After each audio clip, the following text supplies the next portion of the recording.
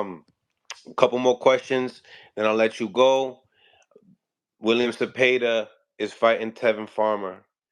It's on Saudi Arabia. I remember you saying that you like this fight for Tevin. Tell me, do we see an upset? Are you putting money on? Um, it depends on what the odds are. Tev is my guy, but obviously Cepeda is a rough dude, and the volume of Cepeda can definitely cause a pure boxer like Tev a lot of trouble. I thought Tevin did good against Roman Moritella. To be honest with you, I thought he did good. That fight could have went either way. And but I'm not as high on Moritella as I am Cepeda. You Mm. know, I think Moritella is a much more vulnerable fighter, and I think Cepeda is better than him. Tev gonna have a tough fight on his hands, but hopefully him and Chino is his coach, Chino Rivas. Hopefully they could come up with something and win the fight. But I haven't seen Tev in camp. I haven't seen how he's been looking in sparring, so I gotta be careful with me because people throw my predictions back up in my face, man. People coming at me about Boots, and Boots didn't even lose. It's so weird. Like I thought you said he was this. I thought you said he was that. I'm like, he won the fight, didn't he? Did I last time I checked, he won the fight. So I gotta be careful with my public predictions. So I haven't seen Tev in camp, but I do think it's a winnable fight for Tev, but it's tough it back and he just lost to Moritella. So hopefully he was able to make his adjustments. It's one thing that I think he could do this Cepeda, but I don't want to say it out loud because the game is to be told, not to be told. But it's one thing I could think he could do, kind of stop Cepeda's forward progress. But Cepeda getting matched good. I want to say that. I peeped something that they doing with him. They matching him with a slick southpaw because they know Shakur coming down the pipe. So they matching him. I don't want to compare Tev and Shakur. People start saying, why am I making that comparison? But if I had Shakur Stevenson on my radar and I wanted to match my guy in a live fight versus a good fighter that reminded me of him, I would pick Tevin Farmer because what it do is it allow you to get ready for Shakur for two camps, even though you only fight him once.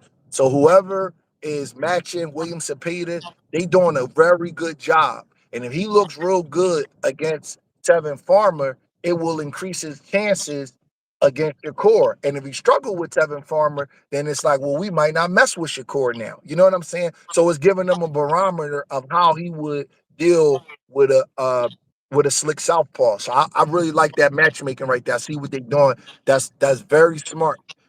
People don't do that in this era. So whoever picked this fight for Cepeda, that's good. That's good work right there. Now you said something very eye catching the other day.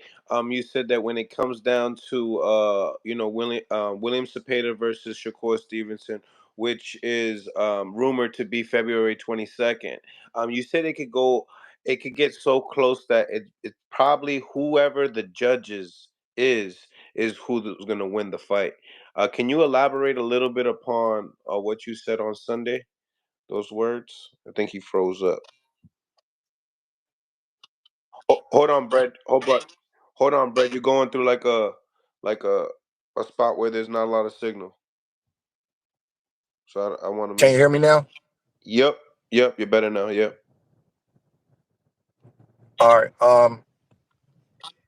A lot of judges favor ASAP fighters, and it's predictable. A lot of judges that everybody say are the best judges, they always get a benefit of the doubt in close rounds to the A side. A lot of judges favor aggressive fighters. You know, a lot of judges, they work certain promoters' cards for a reason. They always favor their fighters. So I'm not calling nobody out, but I definitely want to see who the judges are in a fight like that because Shakur Stevenson receives a lot of criticism.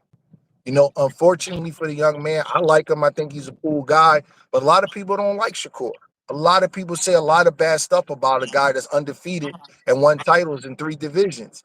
And I feel like that in a close fight with a guy like Zepeda, he's Mexican, he throws a lot of punches. I, I could see them taking the fight away from Shakur. I could see that if the fight is close, they will give Zepeda a lot of credit for him coming forward. When you're not well liked, judges are human beings.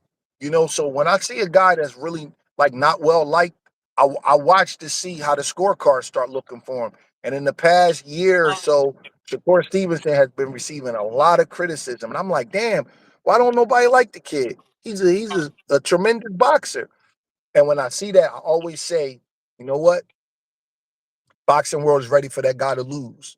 So I can see Zepeda with his style and him being Mexican. We would depend on who the judges are in that fight because I honestly don't think Shakur is going to score a knockout. Usually he wins his fight by unanimous decision. And if he's throwing 50 punches around and another guy is throwing 100 punches around, we got to see. You know what I'm saying? We just got to see. So I want to see who the judges is. I'm not making the pick on that fight until I see who the judges are because I think that Shakur is catching a lot of unwarranted criticism, and I feel like that in a close fight, the fight will probably go against them in the near future, from what I'm seeing. I mean, Mm. listen to this: Floyd Mayweather was not well liked, and he fought Canelo and got a majority decision in the fight that he won pretty clean. You remember that? A judge scored that fight 114, 114. It was no logical reason to give Canelo 6 rounds. I could see maybe 3 or 4, but 6, I was like, damn, I was there live at that fight. You know what I mean? So we've seen it happen before, in boxing. So again, let's just see who the judges are. I like it. Jay, you want to pick Bread's brain? Hey, Fred, you got a lot of knowledge, man. I just wanna say something too. Can you hear me clear? Yeah. You can hear him, Bread? Yeah, I hear him. I'll put it up against my ear though so I can hear him better. Okay. Okay, so Brad, man, I just wanna correct you a little bit. You said that Abdullah Mason's father got him where he was thus far.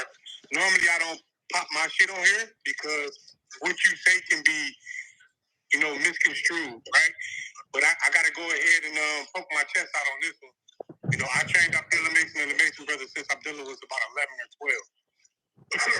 Now, as far as him moving his sons right, I don't disagree. He's a great man. His father's a great man. Abdullah is a great kid. Amir, Abdurrahman, Adu, and Ibrahim are great children.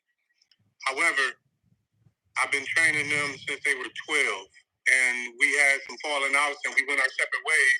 Not like crazy falling out. We just went our separate ways, and that's when his father picked up and started training.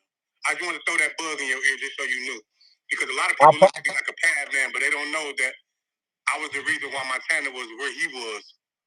I was training him. Um, I, Montana left. I apologize, brother. I didn't know. I never seen you in the Dula Mason's corner, so I didn't correlate the relationship between y'all. But I apologize, man, because everybody deserves attribution for their work, and nobody wants to. They say it's an ego, but it's just your livelihood. And if you help produce a fighter of that level, then you deserve some credit. I apologize. I accept your apology, man. I didn't take offense to it, just so you know. Okay. Yeah, if you ever, yeah, I've been around Ray. I've been around all of them. If you ever have a chance, I would love to bring my son to you as well, man. You know what I mean? I know you said the game is not to be told, it's to be sold, but let's work something out, man. I'm not sure if you know who King Jr. is, but I would love to bring him to you. No, I remember you from working with Montana Love, and I have seen your son. Your son got a video. I got a photographic memory when it comes to boxing. It's weird. I can't remember nothing I did yesterday, but if I see something in boxing, I can remember it. And I remember a video of your son sliding under a shot and hitting the kid with a left hook to the liver and putting him out. I Yep. was like, damn, that was a nice move. I don't know how I can remember that, but I remember then I saw another video of you teaching your son how to use the gun. Am I right? So I Yes, remember sir. everything. I just didn't remember your name, but I remembered everything. And I do remember you working with Montana Love when he was like rolling and doing real good. You know what I'm saying? I remember seeing you with him. He fought in Philly before, if I'm not mistaken. Or he was in Philly doing something and I seen him. But I remember you working with him, man. So I know you a good trainer. I definitely do remember that. For sure, for sure. I just wanted to throw your memory. I just wanted to see if you remember that. But yeah, that's what's up, man. Hey, so as far as Abdullah goes, so So you basically believe, and I'm gonna let you. I'm gonna be quiet after this. So you basically believe that a puncher of that caliber, right? A smaller puncher, 126, and Abdullah getting caught and everything. I don't want to take your words and mix them up, but you basically believe that he wasn't exposed, right? It's just he might have had an off night. Is that what you were saying? I'm saying that it's too early to call it an exposing. I'm saying that that's the first time we seen him knocked down and stuff like that. And I don't like to judge a person on one microcosm, on one day, good or bad. Because you know as well as I know, right? Sometimes a kid can have a real good day in the gym and everybody go crazy about him, but he only just had a good day.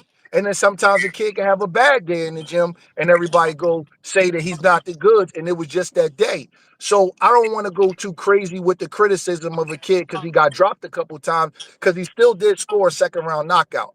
So I want to see a little bit more. Now, if it keep happening fight after fight and he keep, getting hit like that, then I'll say, you know what? He might not be as good as we thought he was. But one fight, I don't want to judge him off of that. But guess what? You know him better than I know him because you've seen him intimately in the gym. So you got knowledge of him that I don't have.